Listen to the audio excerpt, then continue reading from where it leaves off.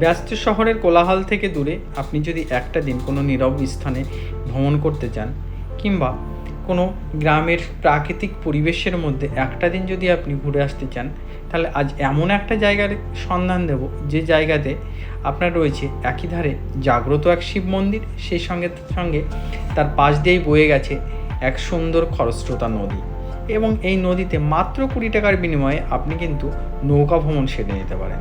তো সেই জায়গাটি কোথায়? সেই জায়গাটি হলো পাগলাখালি, যেটি কৃষ্ণগঞ্জ ব্লকের অন্তর্গত মাঝদিয়া স্টেশনের থেকে কিছুটা দূরে।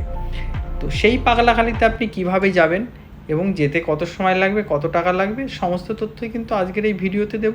তাই আপনাদের কাছে অনুরোধ, এই ভিডিওটি স্কিপ করবেন না, সম্পূর্ণ ভিডিওটি দেখুন। যাত্রাপথে আপনি যদি শিয়ালদা থেকে আসেন, তাহলে আপনাকে গেদে লোকাল ধরে চলে আসতে হবে মাঝদিয়া স্টেশনে, এবং মাঝদিয়া স্টেশনে নেমে আপনি স্টেশন থেকে বাইরে বেরিয়ে অনেক অটো বা টোটো পেয়ে যাবেন আমঝুপি আসার জন্যে, এবং সেই আমঝুপির পাশেই রয়েছে পাগলাখালি গ্রাম।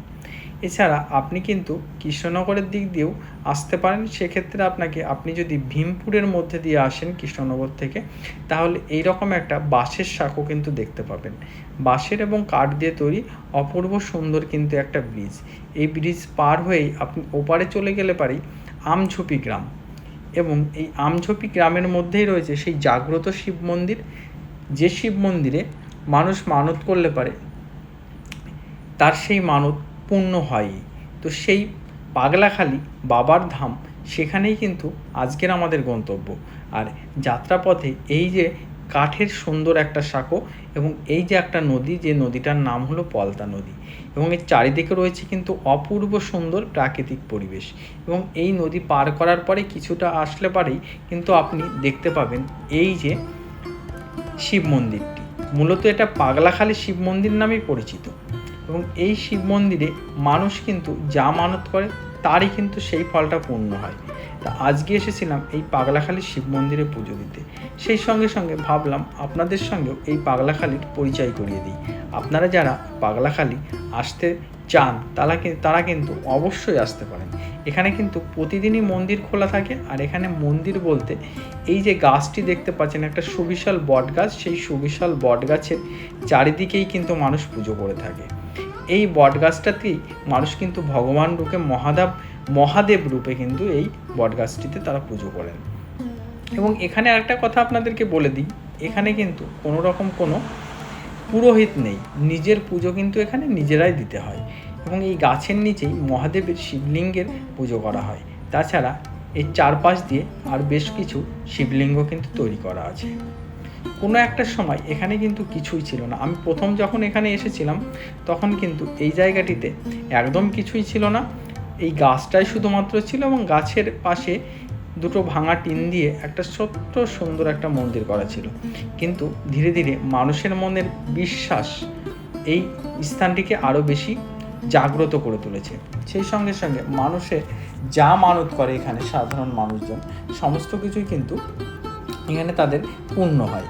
এবং সেই সঙ্গে সঙ্গে আস্তে আস্তে কিন্তু এই স্থানটা একটা বিশেষ ভ্রমণ স্থানের সঙ্গে সঙ্গে একটা বিশেষ ধর্মীয় একটা জাগ্রত শিব মন্দিরে কিন্তু পরিণত হয়। এখন কিন্তু দেশ বিদেশ থেকে বহু স্থান থেকে কিন্তু এখানে মানুষ পুজো দিতে আসে। আর একটা কথা, এখানে কিন্তু বিদেশ থেকেও, আমি লাস্টবার যখন এখানে এসেছিলাম তখন বেশ কয়েকজন বিদেশি লোককে কিন্তু এখানে দেখেছিলাম। অর্থাৎ এই স্থানে কিন্তু দেশ ছাড়িয়ে আজ কিন্তু বিদেশের মাটিতেও কিন্তু এই স্থানের নাম হয়ে গেছে, এবং পাগলা বাবার স্থান নামেই পরিচিত মূলত এই স্থানে, এবং তার থেকে এই স্থানের নাম হয়েছে পাগলাখালি। দারুণ সুন্দর পরিবেশ এখানে।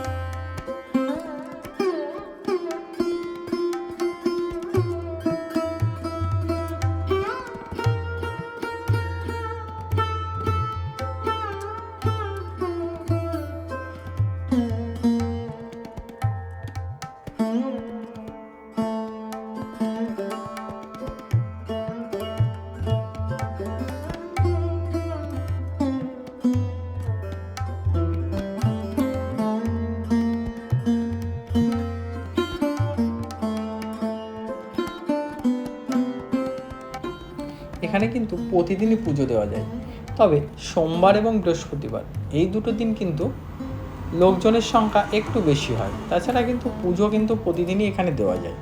আর এখানে পুজোর সামগ্রী কিন্তু বাইরেই কিনতে পাওয়া যায়। সেই সঙ্গে সঙ্গে আপনারা যদি মনে করেন যে আপনারা দুপুরের প্রসাদ, সেই প্রসাদ কিন্তু এখানে পেতে পারেন। এখানে প্রতি বৃহস্পতিবার এবং সোমবার প্রচুর মানুষের সমাগম হয় এবং প্রচুর মানুষ এখানে খিচুড়ি প্রসাদ, সেই সঙ্গে সঙ্গে আরও নানা ধরনের প্রসাদ কিন্তু এখানে দিয়ে থাকে। আপনারা যদি মনে করেন দুপুরবেলায় কিন্তু এখানে প্রসাদটা গ্রহণ করে নিতেই পারেন।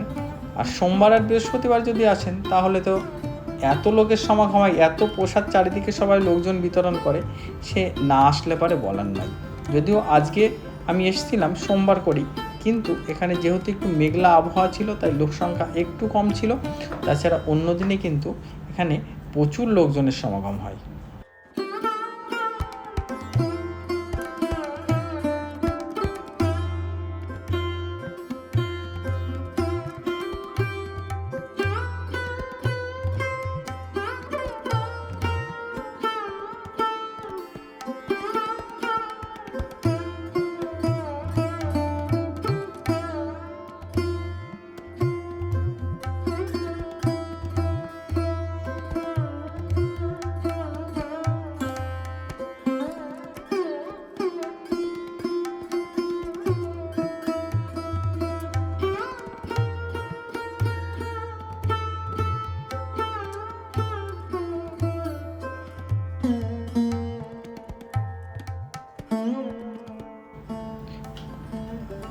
মন্দিরে পুজো দেওয়ার পর এখানেই কিন্তু রয়েছে একটা ঘাট। এই যে সুন্দর একটা ঘাট রয়েছে, আর নিচে রয়েছে পলতা নদী। এই নদীতে আপনি কিন্তু যদি মনে করেন তাহলে কিন্তু নৌকা ভ্রমণ করতে নিতে পারেন। আর নৌকা ভ্রমণ সামান্য কিছু টাকার বিনিময়ে, একদমই সামান্য, মাত্র 20 টাকায় কিন্তু মাথাপ্রতি এখানে নৌকা ভ্রমণ করানো হয়। এই যে নৌকাগুলো দেখতে পাচ্ছেন, এই নৌকাগুলোতেই কিন্তু মাত্র 20 টাকার বিনিময়ে আপনাকে বেশ কিছুটা সময় এই শান্ত নদীর তীরে আপনাকে কিন্তু মাঝি ভাইরা ঘুরিয়ে আনবেন। আর আপনি যদি প্রকৃতিপ্রেমিক হয়ে থাকেন তাহলে তো কথাই নেই, কেননা এই স্থানের প্রাকৃতিক সৌন্দর্য এতটাই যে আপনাকে মুগ্ধ করবেই করবে।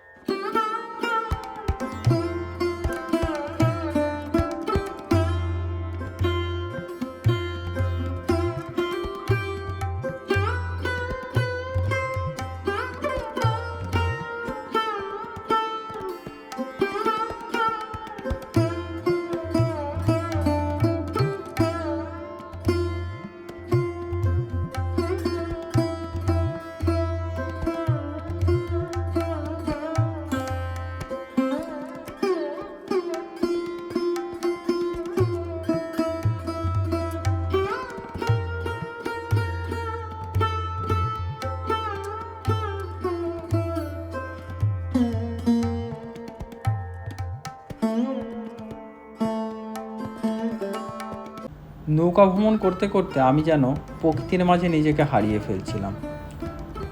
আর দেখতে দেখতে এই স্থানে কিন্তু হঠাৎ করে মেঘলা হয়ে গেল বলে আমাদের কিন্তু নৌকা ভ্রমণ মাঝপথেই থামিয়ে দিতে হয়েছিল। যদিও অন্য সময় আবহাওয়া যদি ভালো থাকে তাহলে কিন্তু মাঝিরা আপনাদেরকে অনেকটা সময় কিন্তু 20 টাকার বিনিময়ে অনেকটা সময় কিন্তু আপনাকে ঘুরিয়ে দেবেন।